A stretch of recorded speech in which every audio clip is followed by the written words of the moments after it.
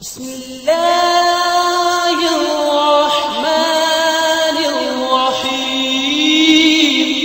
1 سال کے بعد یہ جو ہے غزوہ بدر 17 رمضان 2 ہجری میں ہوا ہے۔ اب یہ واپس گئے ہیں، واپس جا کے انہوں نے تیاری شروع کر دی، انتقام لینے کی بڑی تیاری کی، اور 1 سال کے بعد شوال میں، اگلے ہی سال شوال میں 3000 کا لشکر لے کر آتے ہیں مسلمانوں سے انتقام لینے کے لیے۔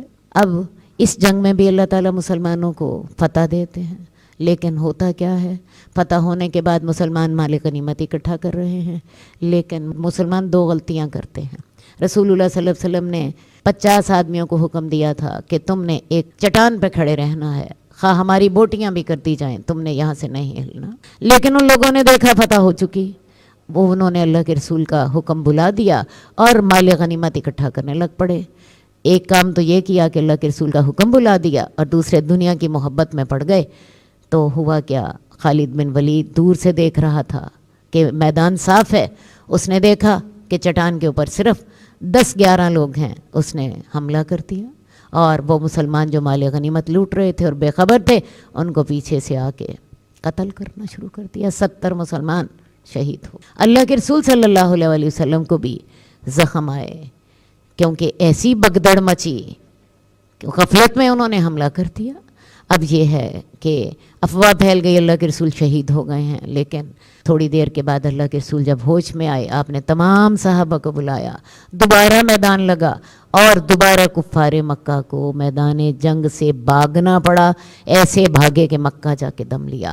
لیکن چونکہ مسلمانوں کو نقصان پہنچا چکے تھے، ان کے 70 آدمیوں کو انہوں نے شہید کر دیا تھا، تو لہٰذا اب ان کو کے دل میں حوصلہ پیدا ہوا کہ ہم اگر ایک کوشش اور کریں، سارے مل کے حملہ کریں مسلمانوں پر، تو ہم مسلمانوں کو ختم کر سکتے ہیں۔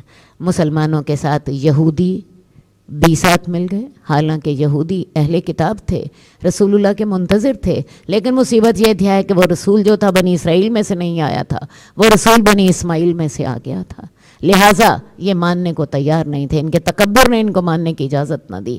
بہرحال یہودی اور قریش اب انہوں نے مل کے تمام مسلمان دشمن جتنے قبائل تھے ان کے پاس گئے، ان سب کو مدینہ پر حملہ کے لیے تیار کیا۔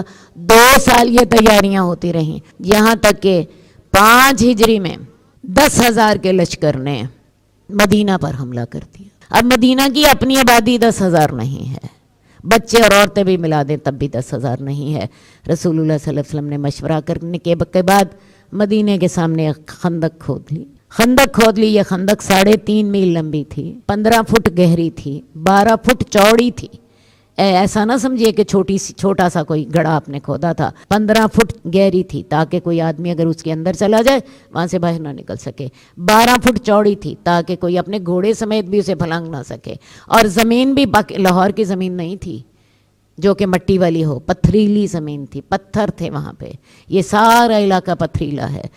تو صحابہ آتے آپ سے کہتے، یا رسول اللہ یہ ہم سے چٹان ٹوٹ نہیں رہی۔ اللہ کے رسول صلی اللہ علیہ وسلم خود اپنی طاقت کے ساتھ وہ چٹان توڑتے۔ آپ نے لوگوں کو بتایا، ایک دفعہ آپ نے اسی طرح چٹان توڑی تو اس کے ساتھ چنگاریاں پیدا ہوئیں، تو آپ نے لوگوں کو خوشخبری دی، مجھے اس کی روشنی میں کیسر و کسریٰ کے خزانے دکھائے گئے ہیں۔ دوسری دفعہ جب آپ نے چٹان کو توڑا تو آپ نے فرمایا، مجھے اس میں یمن کے خزانے دکھائے گئے ہیں۔ تو اللہ کے رسول لوگوں کو خوشخبریاں بھی دیتے اور ساتھ ساتھ ان کے کام میں شریک بھی تھے۔ کفار مکہ کے آنے سے قبل مشکل سے کوئی 3 یا 4 دنوں میں، کیونکہ اللہ کے رسول کو تو تب پتہ چلا جب لشکر چل چکا تھا، اور ان کے آنے سے قبل یہ کام مسلمانوں نے دن رات صبح شام لگ کے یہ کام ایک لمحہ بھی ضائع کیے بغیر کیا۔ بہرحال وہ جب 10,000 کا لشکر آیا تو آگے ان کا سامنا کرنے کے لیے اتنی بڑی خندق تھی، اتنی بڑی خندق کو عبور کرتے تو مدینے پر کے پاس پہنچتے۔ ادھر سے رسول اللہ صلی اللہ علیہ وسلم نے کیا کیا کہ 3,000 لڑنے کے قابل جو مرد تھے ان کو، جو خندق اس طرف دشمن ہے، اس طرف مدینہ ہے، مدینے کی یہ جو لائن ہے، اس فرنٹ لائن پہ 3,000 لوگوں کی ڈیوٹی لگا دی کہ اگر کوئی کفار میں سے جرأت کر کے آ بھی جائے تو کم از کم مسلمان اس کے مقابلے کے لیے تیار ہوں۔ اور واقعی ایسا ہوا، 1 آدھ دفعہ درمیان میں عبد ود ان کا ایک پہلوان تھا، وہ آ گیا اور لیکن حضرت علی نے اس کو ختم کر دیا. بہرحال 25 دن یہ محاصرہ رہا. سخت سردی ہے, کھانے کو کچھ نہیں ہے, لوگوں نے پیٹ پہ پتھر باندھے ہوئے ہیں. آ کے اللہ کے رسول سے کہتے ہیں یا رسول اللہ پیٹ پہ پتھر باندھے ہوئے ہیں, یا رسول اللہ ہماری خوراک کا کچھ کیجئے.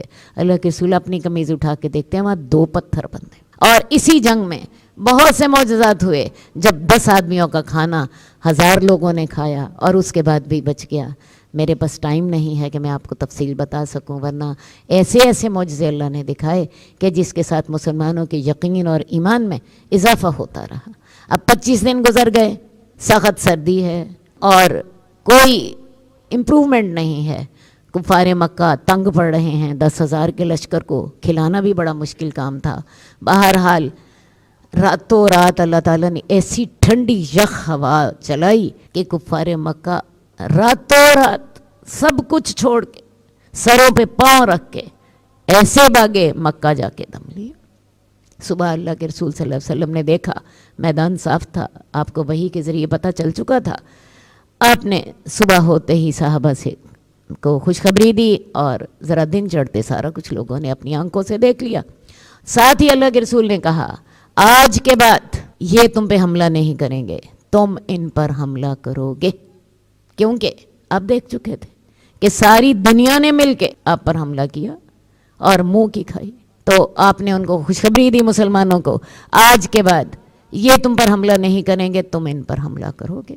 جئنا إلى الدنيا كي ندعو إلى الله لننشر الخير في الكون الذي حارى ونرسل العطر من روض الهدى الزاهي ويشرق السلم أنوارا وأنوارا. جئنا إلى الدنيا كي ندعو إلى الله لننشر الخير.